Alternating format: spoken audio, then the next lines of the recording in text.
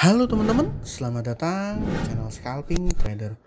Di video kali ini saya akan coba buat list rekomendasi saham untuk dijadikan sebagai watchlist untuk trading di tanggal 24 November 2023 ya, di hari Jumat ini. Saya sebelumnya minta maaf nih, beberapa hari ini nggak sempet bikin konten ya, jadi saya hanya screening aja, terus coba trading pagi-pagi gitu, sambil sisanya paling mantau dari handphone ya, karena ada beberapa kesibukan lain ya, seperti itu.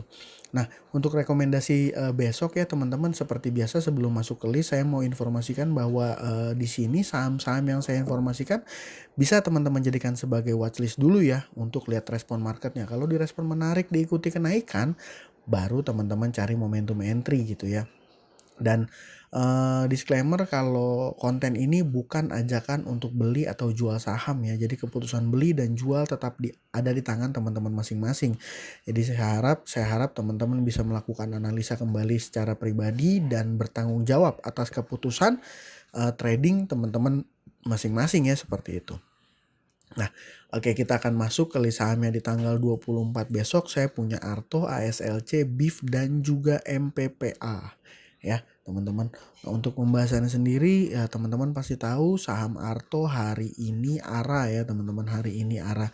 Sebenarnya bukan cuma Arto ya, beberapa bank-bank digital lain juga rame ya, lagi manggung. Tapi kalau menurut saya untuk scalping cepat, untuk trading cepat, ini saham Arto menarik, ada volume besar, Broksumnya juga bagus ya. AKRX nih beli dengan jumlah total 39 miliar. Jadi kalau seandainya teman-teman yang mau gebuk pakai size besar ini ya menarik ya.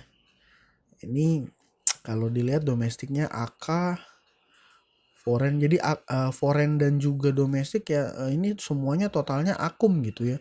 Akumnya langsung besar, jadi kalau kemarin dia minus 1,7, hari ini ARA ya. Sentimennya saya nggak masuk ke situ, tapi buat teman-teman yang punya size besar gitu ya, mau masuk di saham ini liquid ya, liquid. Jadi misalnya gebuk mau ambil 2-3%, 2% aja. Kalau pakai sizing yang besar, saya rasa berdampaknya cukup signifikan ya terhadap portofolio. Jadi menarik nih teman-teman saham Arto untuk dipantau ya. Nah, lanjut nih saham ASLC. Saham ASLC ini juga saya kemarin udah bikinin ya plan simple sebenarnya teman-teman, karena kemarin menurut saya ini sempat jadi saham yang menarik ya. Dia ngejar untuk nembusin resist di area sini kemarin gitu ya. Tapi ini plannya udah berubah, dia udah nembus area sini, berarti ya paling ya lanjut lagi mungkin di area sini ya teman-teman. Tapi saham ASLC ini selain secara teknikal dia bagus ya, ada reversal gitu ya, ada reversal nih diikuti dengan kenaikan, dan kenaikannya ini mostly di top buyernya itu AZ ya. Nah, ini kalau kita trace dari 14 ya. Ya, dari 14. Kalau kita trace dari 14 November sampai 23 ini, top buyernya itu adalah broker AZ ya. Dan average-nya itu 97. Jadi udah tipis-tipis nih. Nah, kalau kita lihat di hari ini, AZ beli lagi, net buy lagi di apa? Di saham SLC ini dengan average di 98. Nah, ini asumsi saya besok sahamnya ini akan lanjut naik gitu ya. Menarik untuk teman-teman pantau. Dia karakternya kalau secara intraday volatilitasnya ketika market opening kurang gitu ya. Jadi ya mungkin kalau teman-teman yang udah paham gitu ya, paham secara teknikal, bisa bikinin plan misalnya di bawah harganya ya AZ, misalnya di sini 97, bikin stop loss ya, itu take profitnya di area sini ya. Sinilah. Ya tapi terserah teman-teman ya gimana mau bikin plannya itu, makanya saya harap teman-teman bisa jadi trader yang mandiri gitu ya. Nah, lanjut yang ketiga ini ada saham BIF teman-teman. Saham BIF ini kemarin sebenarnya dia minus 1,69% ya, setelah kemarin dia naik arah, sempat naik teman-teman, sempat naik gitu ya, tapi closingnya itu minus 1%. Dan hari ini teman-teman, hari ini ada yang guyur dia sampai ngehit di low-nya berapa, 200 tuh ya. Dari high 252 dia sempat di-hit ke low-nya 200, sempat ada yang guyur. Tapi ada yang nampung teman-teman. Ini trade book-nya nggak perlu kita bahas ya. Tapi kalau chart ada tail di bawah, artinya apa? Artinya ada yang nadah dan ikut langsung ngangkat lagi harga sahamnya gitu.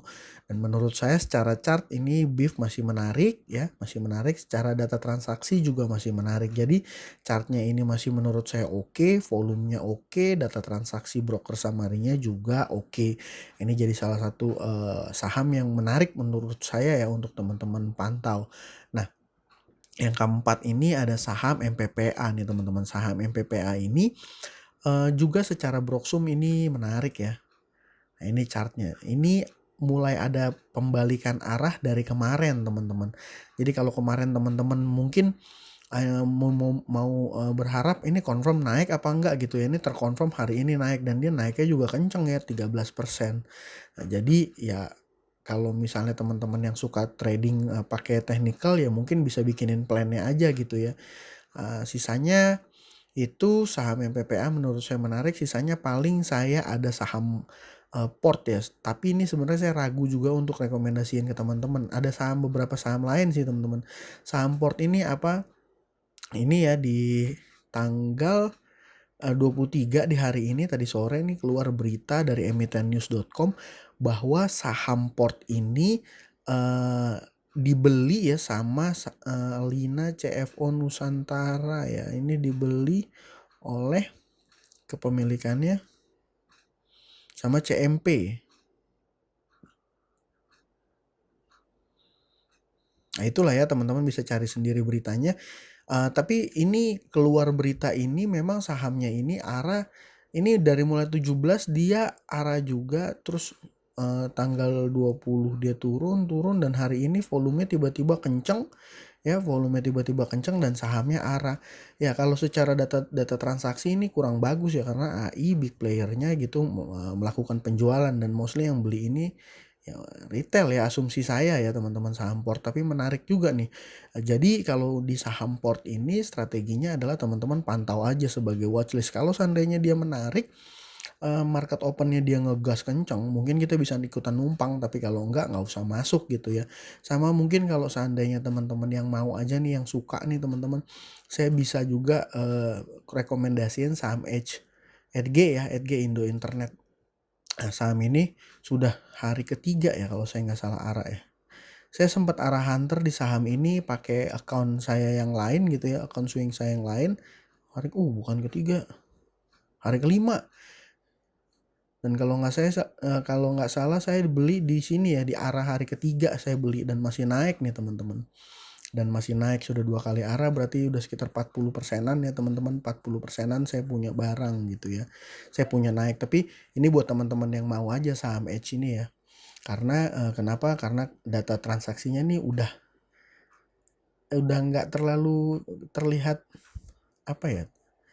Ya karena memang kalau menurut data analisa kepemilikan nih saham nggak banyak dimiliki oleh retail ya. Ini sahamnya Pak Toto Sugiri sama grupnya Salim ya.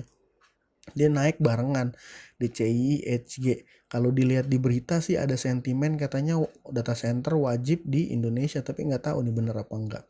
Itu ya paling menurut saya ini menarik juga nih saham Indo Internet seperti itu. Jadi untuk besok ada Arto, ASLC, BIF dan MPPA. Opsi lainnya ada saham port tadi ya, sama saham EDG ya gitu. Ya mungkin sekian aja.